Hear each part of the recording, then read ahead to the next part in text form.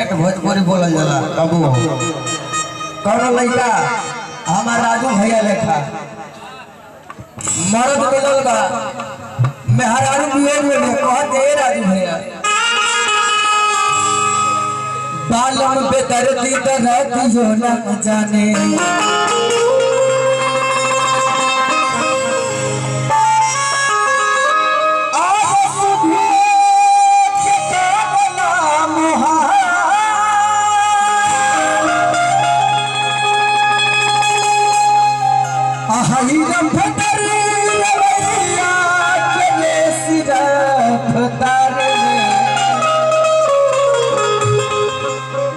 अगर ना करे हमारी गाल ना लेना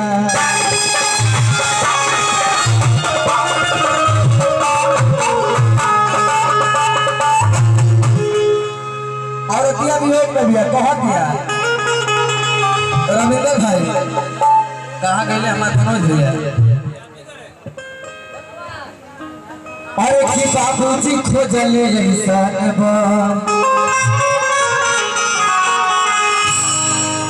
लगे न छुट्टी सजा के कलम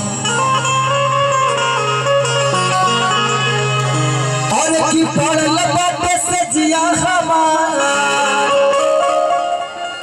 बहुत सुंदर पुरस्कार से आशीर्वाद हमारे बड़े भैया वीरू भैया की तरफ से बहुत ही सुंदर सा आशीर्वाद प्यार दुलार रही बार भैया के कॉलों की प्रणाम करता नहीं कहा दिया रखिया अरे की पड़ल बाटे से जिया हमारा पूरा सुना सुन रे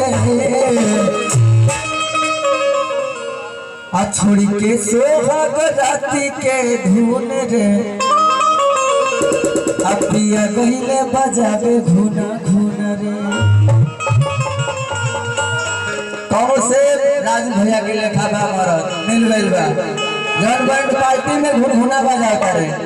लेकिन बहुत देर तक का कह दिया तब बाबूजी खोजले ऐसा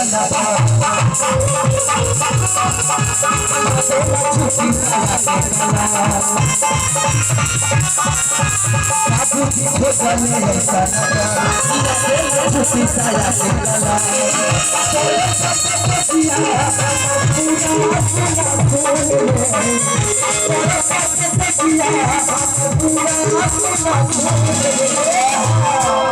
अरे की छोड़ी के सोहाग राती के धुन रे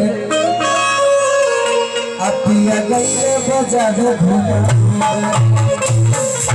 दिया तो छोड़ी के सोहाग राती के धुन रे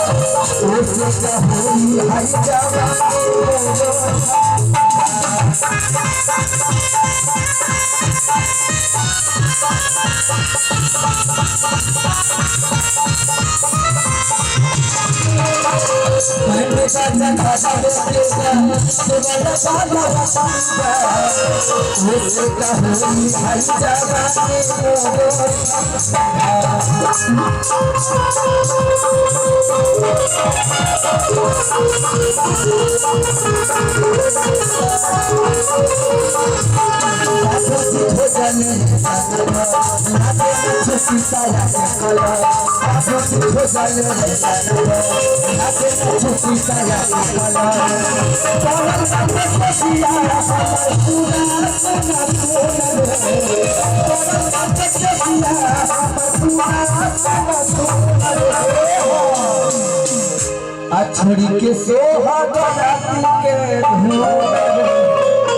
अतिया बजले बजावे धूना धूना लगे बहुत एक पद बने बह जाता है हमके कम लगता आजा